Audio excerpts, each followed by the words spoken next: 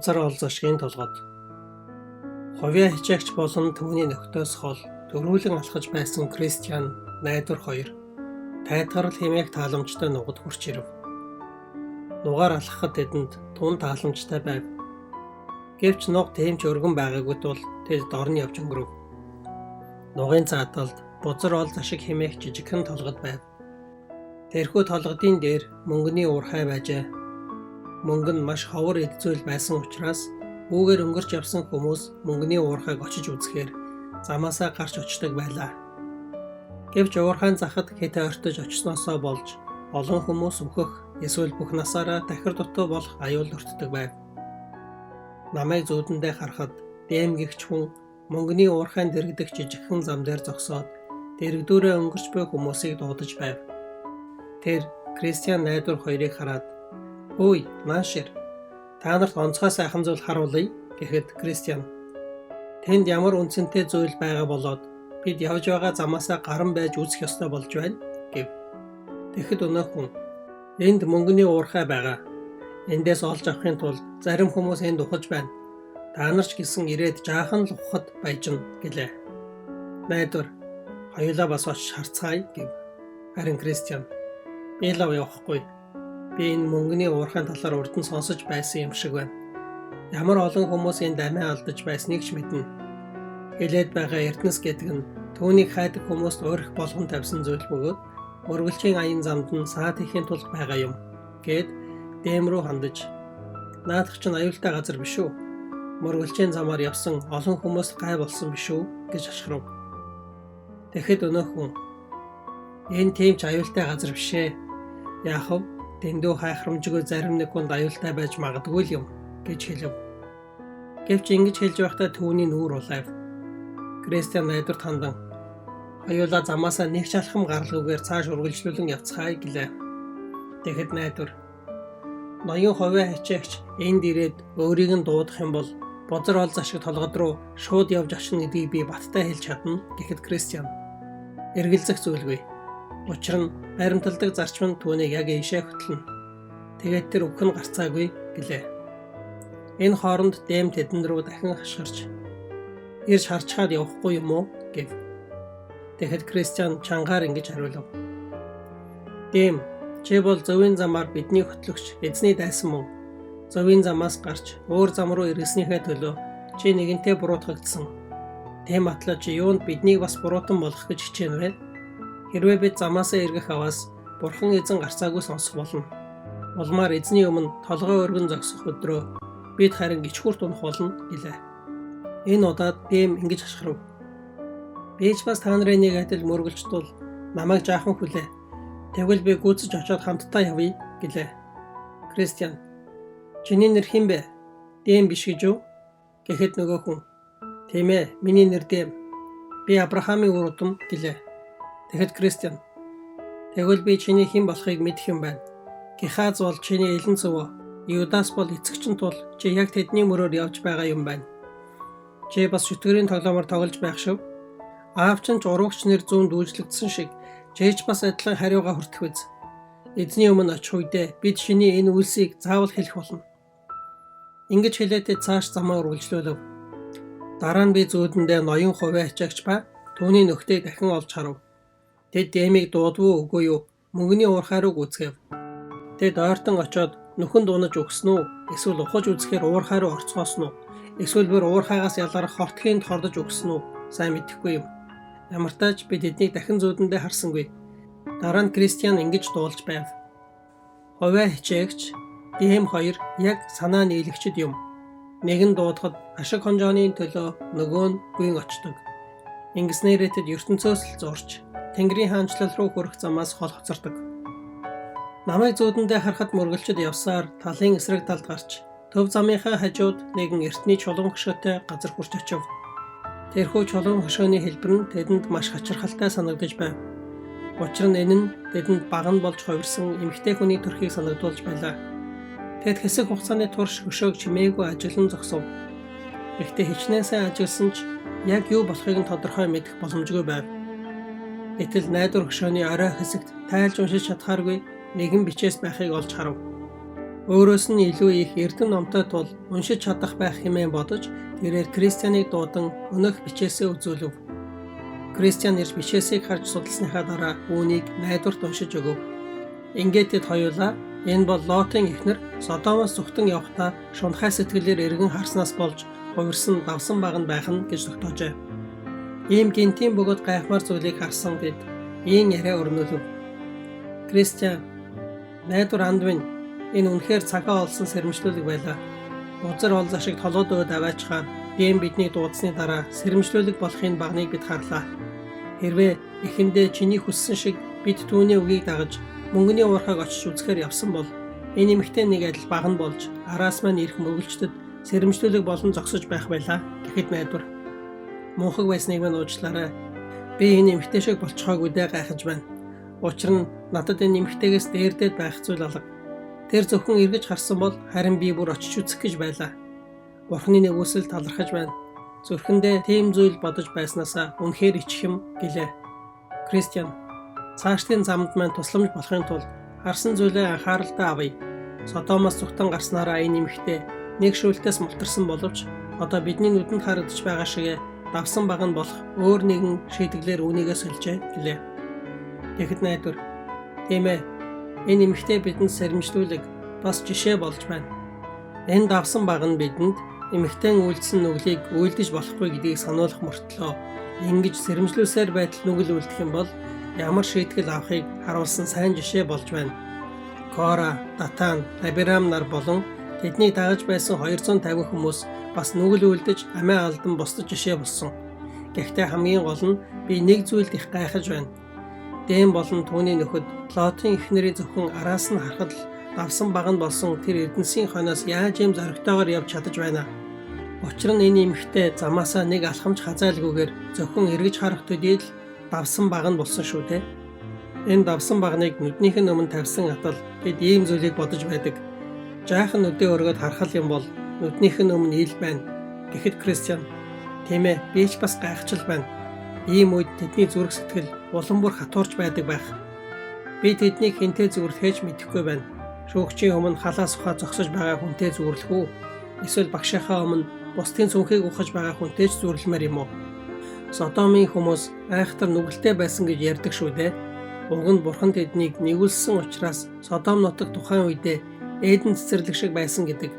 Гэвч тэд бурханыг харж байхад нь мэлмийнх нь өмнө бузрыг үлдсэн тул бурханы уур хилэн асаж тэнгэрээс тэдний дээр гал болгосон.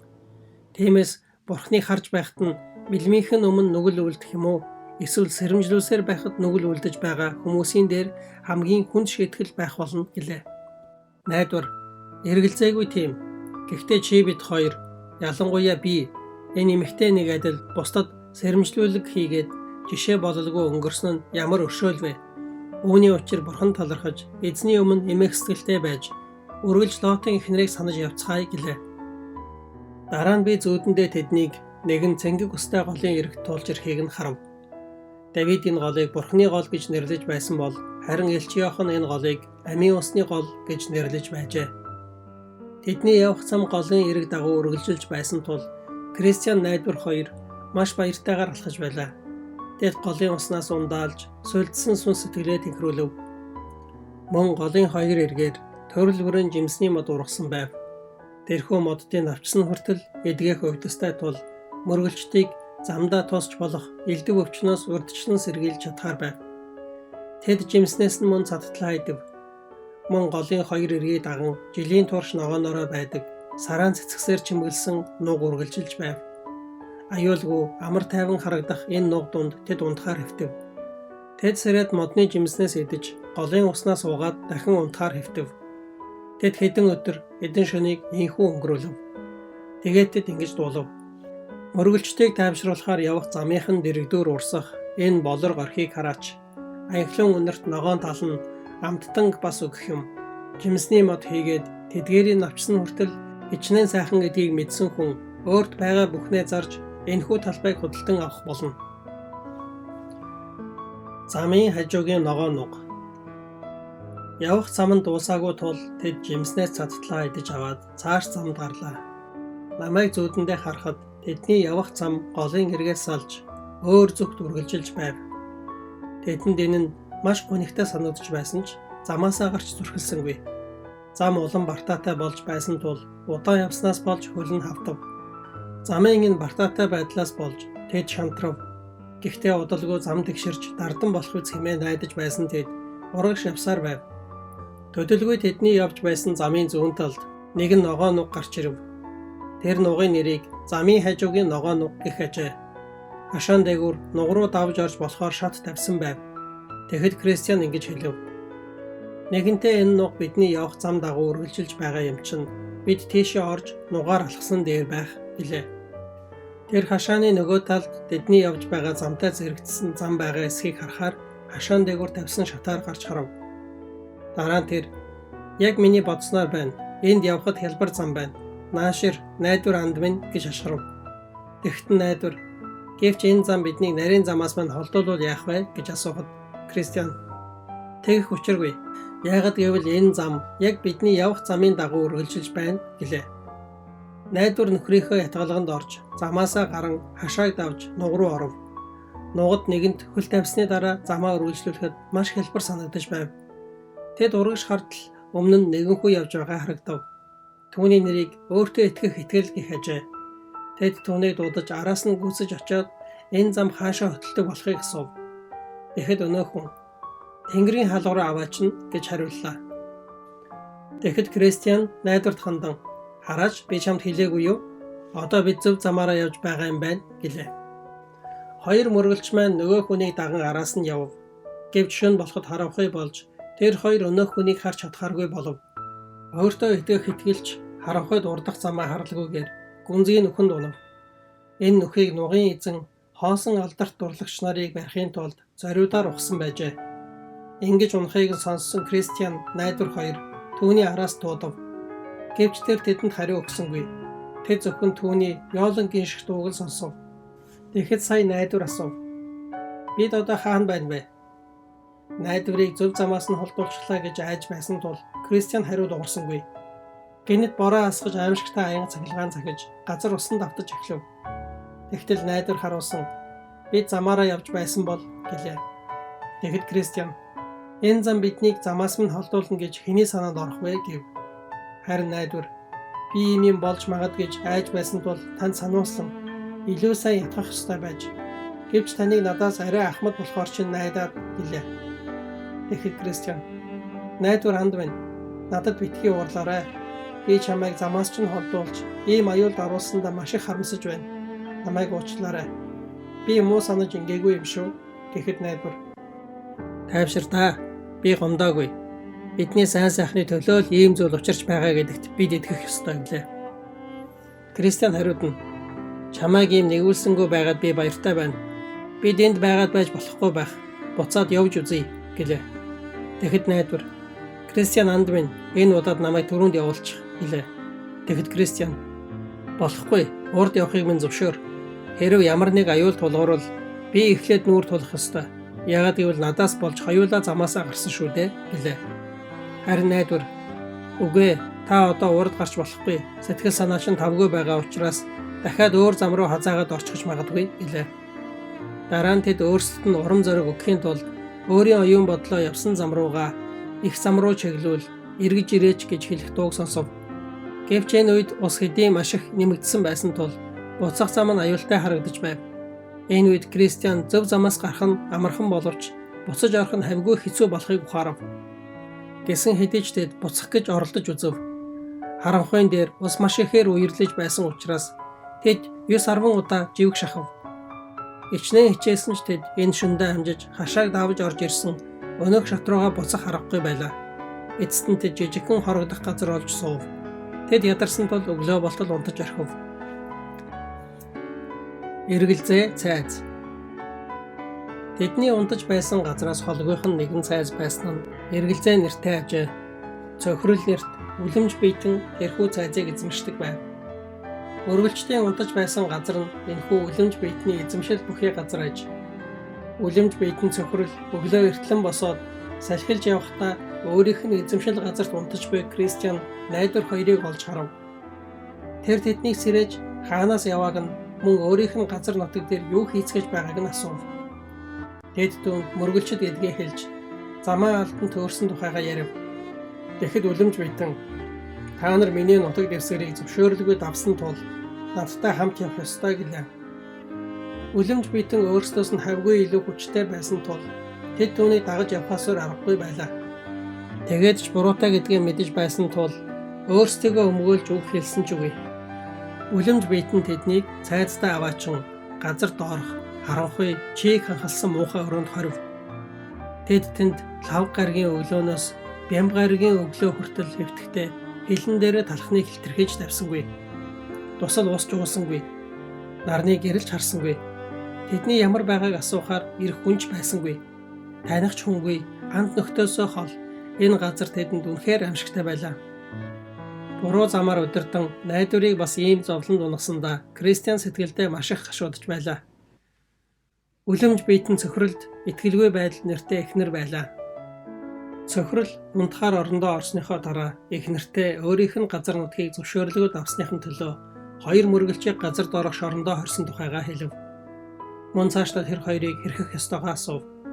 Тэгэхэд эхнэр нь түүнээс тэд юун улс болохыг мөн хаанаас хаа хурч явааг нь асуув. Үлэмж битэн эхнэртэй бүгдийг нь ярьж өгөв.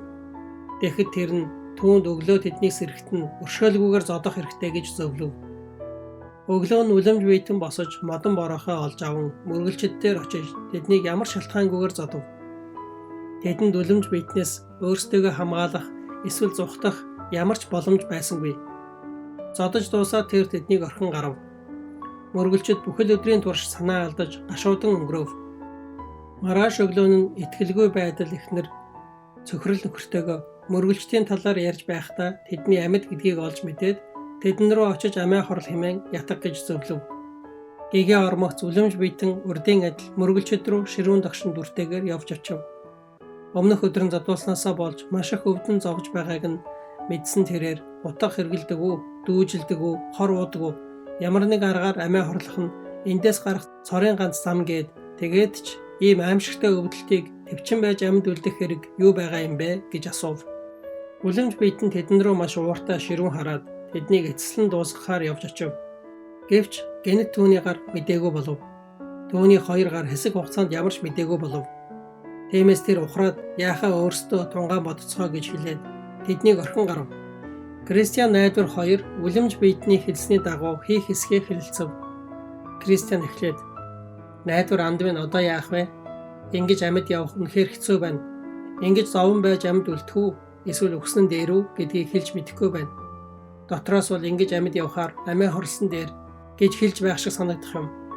Ингэж амьд явснаас булшин твтэх нь илүү дээр мэт бодогдож байна. Хоёулаа үлэмж битний хэлснээр хийх юм уу гэв. Тэгэхэд найдвар бидний одоогийн байдал ийм аимшигтай байгаа учраас ингэж удаан амьдрснаас өгсөн дээр юм шиг санагдаж байна. Гэвч бидний зорж явсан Тэнгэрлэг орны эзэн хүн бүү ал гэж тушаасан. Энэ нь зөвхөн бусдын амийг бүү хөнөө гэж хэлж байгаа мэт сонсогдож байвч үнэн дээр өөрийн амигч бүү хөнөө гэсэн утгыг агуулж байна. Бусдын амийг хөнөөсөн хүн тэр хүний махан биеийг хөнөөж байгаа боловч харин өөрийн амийг хөнөөж буй хүн махан биеэ төдийгүй сүнсэж бас хөнөөж буй хэрэг юм. Та сая булшинд хэвтэх нь илүү амар амгалан байх болно гэлээ. Тэгвэл та хүн алсан хүн булшнаас хүн газар хамд очих болно гэдгийг мартлаа гэж юу? Ямар ч алуурчны дотор мөнх ам үгүй гэж хэлсэн байдаг. Тиймээс та дахин сайн бодож үзээрэй. Бүх зүйл хэрхэн шийдэгдэх нь зөвхөн үлэмж битэн цөхрөлийн гарт байгаа гэж та битгий бодоорой. Бидний нэг адил түүнд олзлогдсон ч гэсэн мултарч чадсан хүмүүс байх л ёстой. Бүх юмсыг бүтээсэн бурхан өөрөө үлэмж битэн цөхрөлийг өгүүлэх хэсгийг хэн мэдэх вэ? Магадгүй нэг өдөр тэр биднийг орхихдоо хаалгаа төгжихээ мартаж болох юм. Эсвэл бидэнтэй хамт байхад нь гар хөлн дахин мэдээгүй болж болно. Хэрвээ дахиад ийм боломж тохиолдох юм бол би зоригтой байж түүний гараас мултрахын тулд чадах бүхнээ хийхээр шийдсэн. Өнгөрсөн удаад ийм боломж байсаар байтал мунхаглан зориглож чадаагүй. Ямартаач Кристиан ахаа дахиад хэсэг хугацаанд төвчээртэйгээр хүлээе. Эндээс зүгтэн гарах боломж гарч магадгүй. Юутаач өөрсдийн гараар амиа өгөөдгсөн алуурчд болох тийм зүйл хийхгүй байцгаая гэлээ. Найдварыг ингэж ярихад Кристиан жаахан тайвшрав. Уйдгартай, гунигтай байдал дотроо тэр хоёр ийхүү нэг нэгэндээ туршиж байв. Орой болоход үлэмж битэн цөхрөл тэд өөрийнх нь хэлсний дагуу хийсэн эсхийг нь шалгахаар ирэв. Гэвч тэд амьд хэвээр байлаа. Талхны өөдөс байтугай хилэн дээрээ нэг дусал усч тусаагаагүй дээр бас үлэмж битэн зодуулах үедээ хүнд шарх авсан тэд амьсгаатай төдийл байлаа. Гэхдээ намайг зүүдэндээ харахад өөрийнх нь зөвлөгөөг авалгүйгээр амьд байгааг нь харсан үлэмж битэн уур нь асаж байв. Тэр тэднийг төрөөгүй байсан маань дээр байж гэж хэлэх хүртэл нь зовоох болно гэдгээ хэлээд гарч одов. Түүний ингэж хэлхийг сонссон тэд маш ихээр айв. Айснаасаа болж Кристиан ухаан алдав. Түүнийг ухаан орсны дараа хоёул үлэмж битний хэлсний дагуу хийх хэсгээ дахин зөвлөлдөв. Кристианы хувьд одоо амиа хорлсон ч яахав гэсэн бодолтой байлаа. Гэвч найдвар ингэж хэлв. Аха, та энэ хүртэл явж ирэхэд ямар зүрх зоригтой байснаа мартчихлаа гэж үү? Аполлон хүртэл таныг яаж чадаагүй. Та мөн үхлийн сүдэр төндийгөр туулж байхдаа ч харж, сонсож, мэдэрч байсан зүйлүүдээсээ болж замаа орхиагүй. Энэ хүртэл та бүхий л зовлон, зүдгүүр, аимшигт айдсыг туулан гарсан. Гэтэл одоо та маш ихээр айж байна гэж үү? Та харж байгаа үсттэй. Өөрөөс чинь хамаагүй сул дорой би хүртэл тантай хамт энэ шоронд хоригдож байна. Би ч бас таны л нэг адил энэ үлэмж битэн зодуулж талх усны бараа харлуугаар хэд хоног энэ харанхуй шоронд тарчилж байна. Жаахан төвчээртэй байцгаая. Хоосон зах дээр ямар их зүрх зоригтой байснаа санаач. Тэгэхэд та хүлээс, тор, үхлээс ч хайгаагүй. Тиймээс чадах хүртлээр төвчээртэй хүлээцгээе. Амиа хорлох нь ичгүүртэй зүйл бөгөөд Христэд итгэгчдийн хувьд байх ёсгүй зүйл. Орой болж үлэмж битэн болон түүний эхнэр унтахаар хөвтцгээв. Эхнэр нь түүнээс хоригдлууд түүний зөвлөгөөг авсан эсхийг нь асуув. Тэгэхэд үлэмж битэн тэр муусан лойгорчд маш бүх зүрхтэй юм гэд амиа хорлохоос бүх зовлон зүдгээрийг үүрхийг илүүд үзэж байна лээ гэлээ. Тэгэхэд эхнэр нь маргааш тэднийг цайзын хашаанд аваачиж тэднээс өмнө өгсөн хүмүүсийн яс үсийг харуул. Тэгээд энэ 7 хоногийн сүүлээр тэд ч бас таны гарт эдний нэг адил хэсэг хэсгээрээ тасчуулах болно гэдэгт итгүүл гэлээ. Өглөө болж үлэмж битэнч мөргөлчд рүү очиж эхнэрийнхээ хэлсний дагуу тэднийг цайзын хашаанд аваачлаа. Үлэмж битэн сайрхсан дуугаар энэ хүмүүс ч бас та нарын нэг адил мөргөлчд байсан. Тэд ч бас миний нутгийн хэлийг давсан тул би тэднийг урж хайсан юм.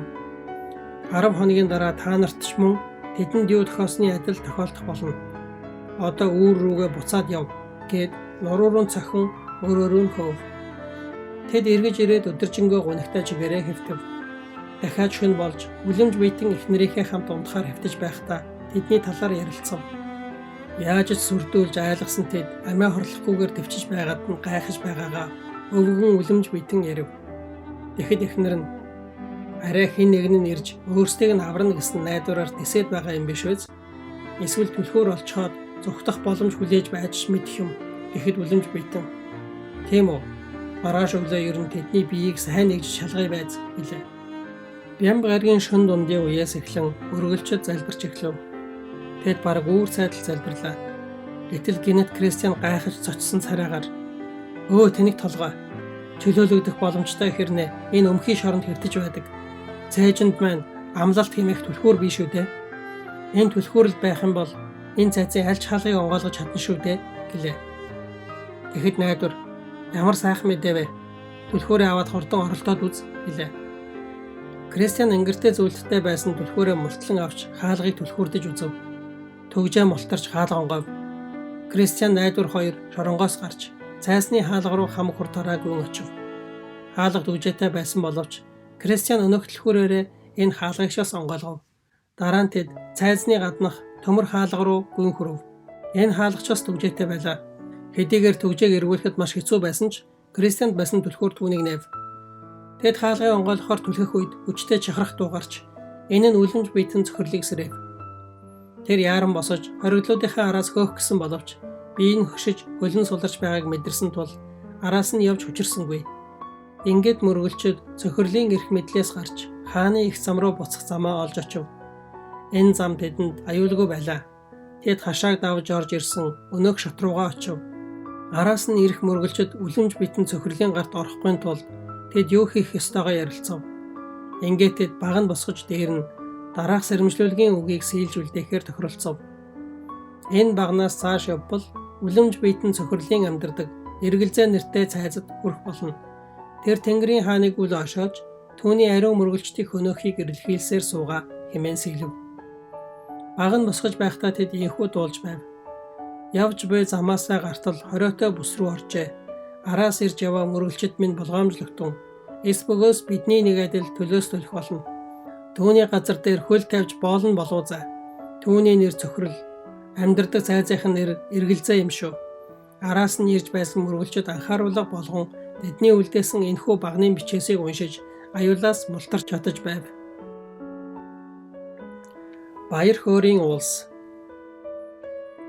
Дараа нь Кристиан найдвар хоёр цааш явсаар бидний өмнө ярьж байсан толгодын эзэнд харьяалагддаг баяр хөөрийн уулс руу хүрэв. Уулууд гараад хартал, цэцэрлэгт хүрээлэн, жимсний модны тариалан, усан үзмийн талбай, усан ориглуурууд байв. Тэнд тэд булгийн уснаас ууж, мөн биеэ угаагаад усан үзмийн тариалангаас хамтлаа жимс идэв. Эдгээр уулын орой дээр хончид их самын хажуугаар мал сүргээ хариулж байв. Мөргөлчд тэдэн дээр очиж ядарсан мөргөлчтэй нэг адил тайгаа түшсэн чигээрээ ийхүү ярилцав. Эдгээр үзэсгэлэн тансаг уулс хэнийх вэ? Та бүхний хариулж буй эдгээр хонин сүрэг бас хэнийх вэ? Тэгэхэд хончид эдгээр уулс бол Имануэлийн нутаг бөгөөд түүний өргөө тэртээд харагдаж байна. Хонин сүрэгч бас мэдээж түүнийх. Учир нь тэр эдгээр хондын төлөө амиа өгсөн юм гэлээ. Тэгэхэд Кристиан энэ замаар явбал Тэнгэрлэг хотод хүрэх үү гэж асуулаа. Хончид тийм ээ, энэ бол тэр зам мөн гэлээ. Кристиан дахин хот хүртэл хэр хол явах вэ гэж асуухад тэд яг тэр хотыг зориагүй хүмүүст бол холоо хол гэлээ. Кристиан дахин зам аюултай юу аюулгүй юу гэж асуухад тэд мөн л аюулгүй явж очих хүмүүстэй аюулгүй байдаг. Шудраг зөвөн түүгээр алхаж харин нүгэлтнүүд түүнд бүдрэх болно гэлээ. Кристиан замд ядарч сүлдсэн мөргөлчд жаахан амарч аваад цааш явж болохоор газар бий болов гэж асуулаа.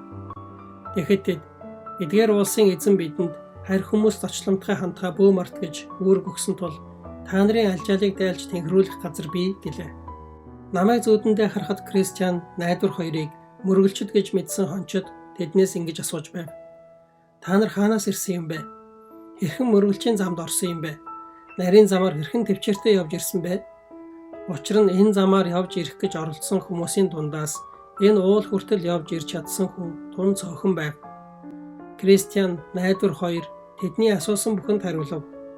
Тэдний ярихыг сонссон хончид баярлсан, бас тэднийг маш их хайрлсан харцаар харж та бүхэн баяр хөөрийн уулсад тавтай морил хэмээн урлаа.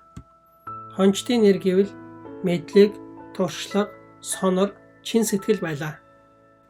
Хончид мөргөлчдийн гараас хөтлөн тэднийг майхандаа оруулж зочлов. Тэд мөргөлчдөд хандан та бүхэн энд түр саатаж бидэнтэй нөхөрлөн баяр хөөрийн уулсад сайн сайхан зүйлсийг харж өөрсдийгөө сэргээгээсэй гэж бид хүсэж байна гэлээ. Кристиан найдвар хоёрч тэдний санал болгосны дагуу түр саатан зочлохоор болов. Цаг орой болсон тул тэд амархаар хэвтэв. Намайг зүүдэндээ харахад дараа өдрийн өглөө нь хончид тэдний сэрэн хамтдаа ууланд гарцгааж байв. Кристиан найдвар хоёр тэдгээр дөрвөн хончидтай алхаж байхдаа эргэн тойрноо ямар үзэсгэлэнтэй болохыг харж баясаж явв. Нэг хончин нөгөө хончиддоо мөргөлчдөд гайхамшиг зүйлсийг үзүүлэх үү гэж хэлв. Тэд ч бас зөвшөөрөв. Тэд эхлээд хоёр мөргөлчдийг нэг талдаа нэлээн ихц толгодын орой өөд аваачив. Энэхүү толгодын нэрийг алдаа гэх ажээ. Тэд мөргөлчдийг толгодын ихц орой дээрээс доош харахыг хүсв. Кристиан найдвар хоёр толгодын оройгоос доош өнгийн хартал тэртээ доор хэдэн хүмүүс толгодын оройгоос унаж хэдэн хэсэг болон хэвтэж байхыг харав. Энэ юу вэ гэж Кристиан асуув. Махан биеийн амжилтыг үүсгэдэг Хумена болон Филет нарыг дагаж бүдэрсэн хүмүүсийн талаар та нар сонсож байсан уу? Тэгэхэд тэд тийм ээ гэж хариулав. Тэгэхэд хончид уулын ёроол биеийн хэдэн хэсэг болон хэвтэж байгаа эдгээр хүмүүс бол тэд юм. Алдаа толгодод ойртох нь хэр аюултай зүйл болохыг харуулах жишээ болгохын тулд тэднийг одоо хүртэл оршуулаагүй байгаа юм. Дараа нь хончид тэднийг уулын бас нэг оргил өөд авчрав. Тэр уулын нэрийг анхааруулга гэх ажээ. Тэртээ доор юу байгааг харагтун. Тэгэхэд Кристиан найдвар хоёр тэдний заасан зүгт харлаа. Тэртээ доор харагдах булшнуудын дундуур хэдэн хүмүүс дээш доош алхаж байхыг тэд харцгаав. Булшны шулуунуудад бүдэрч байгааг нь хараад мөргөлчид тэднийг сохор гэдгийг нь мэдэв. Тэд тэндээс гарах гарцаа олохгүй байгаа харагдав.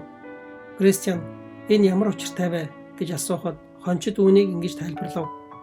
Эдгээр уулсын доор замын зүүн гар талд нугаруу давж орж болох шат байгааг та нар харсан уу гэхэд мөргөлчид тийм ээ харсан гэлээ. Хончид цааш үргэлжлүүлэн тэрхүү нугаруу давж орох юм бол цөхрөл нэрт үлэмж биетний амьдардаг эргэлзээ гэдэг цайз руу шууд хөтлөх зам гарч ирдэг. Булшнуудын дундуур тэнүүчилж байгаа эдгээр сохор ирчүүд ч бас цагтаа та нарын нэг адил мөргөлчд байсан. Гэвч зөв зам нь бартаатай хэцүү санагдсан учраас тэд замаасаа гарч нууг дундуур харалдаа үргэлжлэх хажуугийн зам руу хөл тавьж үлэмж биетэн цөхрөлийн гарт орж эргэлзээ цайзад хоригдсон юм. Дараа нь тэр тэдний нүдийг сохолж эдгээр булшнуудын дэргэд авчирч хайсан нь энэ. Ингэснээр мэрэгэн нэгний ухааны замаас төөрсөн хүн өөхөксдийн цуглаанд байраа эзлэнэ гэж хэлсний дагуу босно нь энэ юм гэв. Энэ үед Кристиан найдвар хоёр бие биерүүгээ нулимстай нүдээр харсан боловч хончтод тэр тухай юу ч ярьсангүй.